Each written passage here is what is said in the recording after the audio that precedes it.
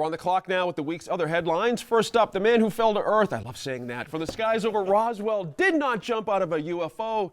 Felix Baumgartner, as you know, stepped from the world's largest helium balloon floating 24 miles above this globe and broke the speed of sound, free for all at the same time. Tom, I'm like stumbling even saying this. This turned me on. I love. There was a Roswell Command Center. Oh yeah. How are you going to beat a Roswell Command Center? A Roswell Command Right. Center. I mean, you know, it was great theater. You know, I mean, you had the door opening, you had him falling, you had, and just the build-up for 2 hours of this, you know, of the narrator. I mean, it was great theater. Great theater. And at the Balloon Fiesta, because all the pilots were just wrapping up, you couldn't peel people away. You know, we try and get things cleaned up, but nobody wants to clean up. Everybody's watching, you know, Fierce Felix. That's you know. super cool. I'm glad you shared that. That's you bet. great. Great cameras. I mean, these cameras are unreal. What a great It was picture. fantastic. The fact that it was all available through social media, that you could watch it online, was really fantastic. I can't, you know, I sort of was contrasting it with that lame Chris Angel. Was it Chris Angel? Oh, no, yeah. David Blaine stunt in New York.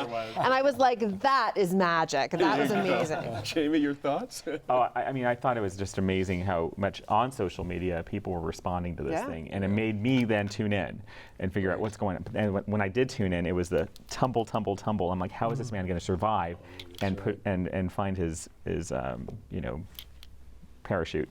His bearing, basically. Yeah. A nice How do you soft do that? landing. It's It amazing. seemed like a 21st century version of Charles Lindbergh. Yeah. I love it. You know, That's a good point. Because Yeah. some people were saying, "Oh, it's a stunt." Well, you know, Sure. Lindbergh It was is. kind of a stunt That's too, right. and everyone That's got right. excited about Homeboy that in pulled it off. 1927 That's or whatever right. it was. Got to give him credit. Now, New Mexico Democratic Party has filed a lawsuit last week, in fact, to restore straight party balloting options on the ballot. Of course, Jamie, privately, Republicans seem sort of pleased. And I have to say, you know, when you have a strong top of the ticket, President and say Martin Heinrich as Senate, does it not, in fact, hurt Democrats to not go, I got my guy here, straight up and down? Does this not hurt Democrats? It does hurt Democrats. Okay. And that is what Republicans really do believe about this, that perhaps Heather Wilson does have a fighting chance in all of this after, you know, given the fact that Governor Romney's not competitive here in New Mexico, apparently, to the polls. Sure. That maybe she can, you know, convince people to break their ballot here.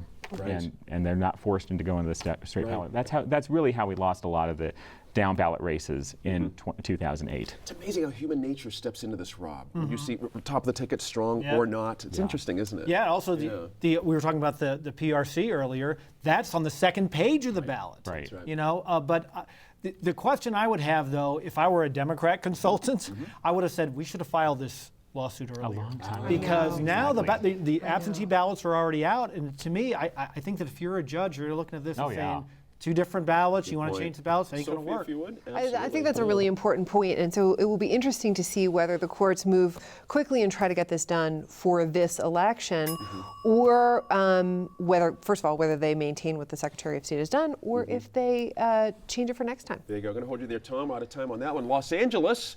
It's not New Mexico, but it could be an interesting story here. May soon become the largest city in this country to offer ID cards to undocumented immigrants. Now, Sophie, I'm going to stay with you.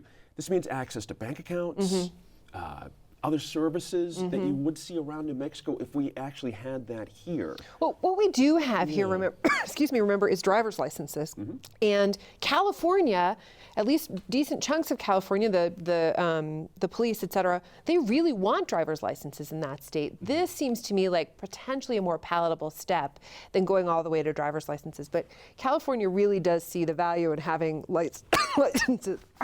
It's interesting. Tom, take over for our girl. That's all right. Need a cough But you know, one of the things that we need to take a look at is that, you know, this is a city that's coming up with the solution. You know, San Francisco came up with it. I think it's a good measurable solution to really kind of, you know, let's address this issue because the federal government's doing absolutely nothing. Right. Is it a recognition, Jamie, of the obvious? These folks are here, they're working, they're doing things, and meeting that halfway, or is this a slippery slope to somewhere else? It could be a slippery slope because this is California, and the way that things are headed, you know, in that direction, especially with the rise of the Latino population, including immigrants in particular. And so the mayor, I feel, being Hispanic, feels like he has to do something responsive to this community, and I think that's really what it's rooted in. There you go.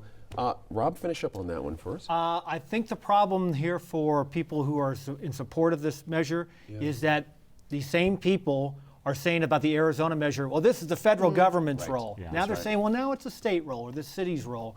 I think there's a lack of consistency. Interesting nuance there. I appreciate that. Big money being spent by Republicans to unseat Democratic State Senate Majority Leader Michael Sanchez. We've talked about this here.